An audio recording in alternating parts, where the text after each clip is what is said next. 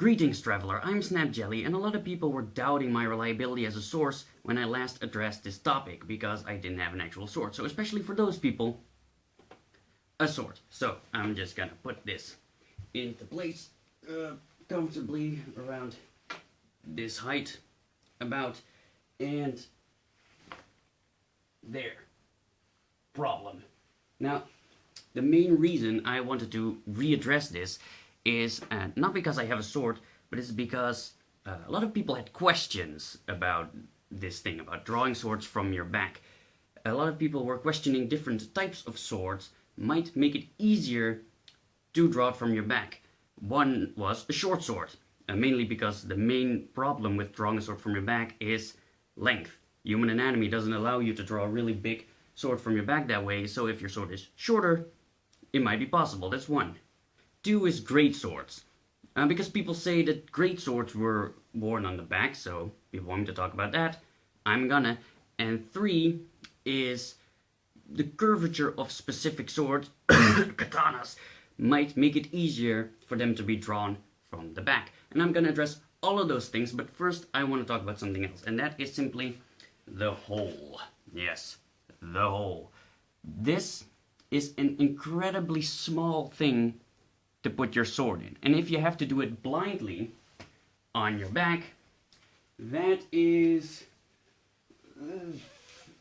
I have a mirror off here to the side, by the way, so I can look at myself, but that is just freaking impossible. It's impossible. That's essentially what I'm trying to say. Now, people think that proper swordsmen back in the day could put their sword in their scabbard blindly.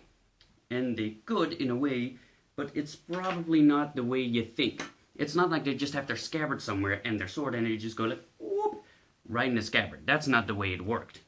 You see, this especially worked well with single-edged swords, because that way you can kind of like slide the sword over your hand as you're holding your scabbard with your left hand. That's the way you put a sword in your scabbard blindly. You just feel with your left hand all the way up until you reach the tip of your sword, and then you put the tip in with your left hand and slide it down, so you don't need your eyes. But you can't do that on your back, otherwise you're gonna have to do this. Kind of like hold your scabbard here with your left hand, kind of feel your way around with your sword and put it in. That doesn't work, right? So putting your sword back in a back scabbard is horrible. You could put it back like that and then put it back on your back. That could work, but otherwise it really won't. Unless, of course, if you draw your sword whilst also holding your scabbard with your left hand and using your left hand to draw the scabbard back, like downwards, then it could work. But if you're holding something like a shield, again, it won't work. So you need both hands to draw a sword from your back that way. Now, going over those questions, starting off with short swords, right? If the blade is too long to be drawn from your back, a short sword could work, right? If your sword is short enough, then you could draw it from your back, yeah. But people really underestimate how long a short sword is. Really, the word short sword is kind of a misnomer. Well, not really, but because short swords are short relative to other swords, relative to arming swords, for example, but they're still fairly long. A lot of people look at the gladius, for example, but the gladius was at least 60 centimeters long. That's about, wait, let me see if I have a ruler here. Alright, so that's 30 centimeters, and this is about 60 centimeters. That would be the minimum length of a gladius. That's still freaking long to draw from your back, still too long. So only if you have like a Spartan xiphos, which is about 20 to 30 centimeters, so basically a dagger, then you could draw it from your back. But do you want to? That's the question. You see, there are more problems with drawing a sword from your back. Well, in this case, a dagger from your back. You see, just imagine yourself being in a squabble, right? You got your sword, your long sword, you're a knight or whatever, and you're fighting somebody and your sword's clashing, you get into a bind. And then your opponent draws the dagger from your shoulder. Why wouldn't he be able to? He could just reach over and grab it. And then the point of your dagger is going to be right at your neck. Like, if anything, if you're a knight, if anything's going to be exposed, it's going to be your face. That's precisely where you don't want the dagger to be. You could argue that, of course, if the knight draws your dagger from your waist, and he can still stab you. Yeah, that's true, but this is a really vital area that you'd want to protect, so that's not great. Another thing would be for you to draw the dagger.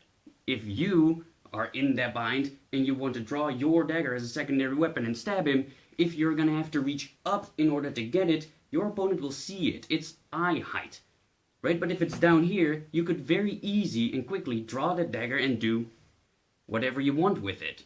Another problem that I just thought of is the difference of grip. Like if it's right here, the only way you can draw it is this way, and that's point up. But if it's down here, you could choose between drawing it point up, hammer grip, or point down, like ice pick grip, I think people call that in English. But if it's up here, you can choose. It's always gonna be point up. So you could draw a short sword from your bag, but do you want to? Because again, if it's down there, it's really not gonna limit you in any way. You might as well carry it on your hip. Now, regarding greatswords, this is not a greatsword. This is not a greatsword, this is a synthetic sparring longsword. But still, this is the longest sword that I have, so I'm gonna use this. The thing with a greatsword is, you see, swords are sidearms. They are secondary weapons because they are easy to carry in their scabbard, on your belt. That's why swords were so popular. They were popular sidearms. But you would primarily use a pole or a spear, right? Greatswords aren't really swords. Well, they are swords, I mean, don't get me wrong, but they are swords because they kind of just look like swords. In terms of usage, they are way more like pole arms than they are like swords.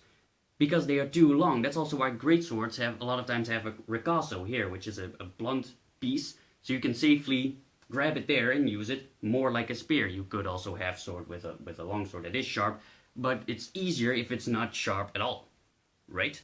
Another thing is, a greatsword isn't a sidearm. Basically, any sword was a sidearm, but a greatsword was not. It was a war weapon, like the polearm, right? So it would be kind of fair to treat a greatsword like you would treat a polearm. And the way you would carry polearms is like this, like I've been doing the entire time, resting on your shoulder. You could have all kinds of weird contraptions to carry a greatsword on your back, but would it really be beneficial? The thing is, if you hold it the way I'm doing now, which is kind of just holding the pommel in your hand like this, not flexing any muscles, it resting on your shoulder, it really doesn't bother you, not in the slightest. While if you have it like this, you can't do anything. You're gonna have to take the thing off if you want to sit down, for example. So it is gonna bother you. If you have to go great marches, right? Carrying it like this is essentially the same as carrying it like this. It doesn't bother you. And this is the way you would carry a polearm, because there is no real way to carry a polearm in a scabbard. You would just hold it in your hand. Greatswords resting on your shoulder, it's no problem. And also, if you get ambushed, this way you're already holding your weapon. All you have to do is this, and you're in a stance, right? So, I'm pro this, really. I don't believe in greatsword back scabbards. Some people link me to examples of greatsword back scabbards that only kind of were enclosed here, and at the top were closed with a strap, right? So you only had to pull them out a little bit after you release the strap, and then you could pull it out, which could be an explanation, but I'm still biased towards it, because, well, again, just imagine the sword being like this. You pull it out, right? And then you would either have to lift it up this way, potentially smacking the guy behind you in the face, or you're gonna have to do that, potentially smacking the guy next to you in the leg. So you're gonna have to, like, kind of twirl it around your body very safely in order to be able to lift it. That's weird, isn't it? And you're gonna have to do 2 moves to draw your sword. If you have any sword on your hip, you could just draw it, and there you go. But now you're gonna have to loosen that strap. Just imagine yourself marching, not really paying attention to your sword, and the strap gets twisted or something, and you can't release it immediately. Then you're screwed, right? So it poses a problem. You might as well hold it like this. This poses no problem whatsoever. It's not even heavy. And even if it does get heavy, you switch arms, and it's not heavy anymore. So really, back scabbards for greatswords is weird. If you're in a LARP scenario, for example, it could help you, but in real life, doubt it. You would only carry one to battle, and you would carry it like other people would carry their pole arms, resting on your shoulder. That's the most effective way. Also, people tend to think that you can't draw a longsword from the hip because it drags over the ground, which is not true at all. I mean, you can just angle your scabbard a little bit so that it doesn't drag over the ground. And if a sword, people say that the maximum length of a longsword, so not a greatsword, but a longsword, is about until it reaches your armpit standing on the ground. I agree with that. If it's shorter than that, there's really no problem drawing it from the hip. Seriously. And finally, curvature. Now, I don't know how I'm gonna explain this simply, but I'm gonna try anyway. Alright, the thing is, people think that you draw a curved sword differently from a straight sword. And that's not the truth. You see, alright, so I'm gonna try and show you. If I draw this sword and I kind of twist my wrist, it gets stuck, right? That's the same with a curved sword. If you have a sword that's slightly curved, like a katana, and you try and draw it out and twist your wrist as you draw it out, the weapon still gets stuck. What you do when you draw a curved sword is you draw it out straight, and you let the sword, the curvature of the sword, kind of do the job for you. Right? So where that leaves you is if you draw out a curved sword, you won't draw it out straight like this, but your hand is going to be right angled a bit downward. But you don't change anything. That's the thing. So drawing a curved sword from your back is going to be just as hard as drawing a straight sword from your back. Also, the curvature is going to be aligned with the blade, right?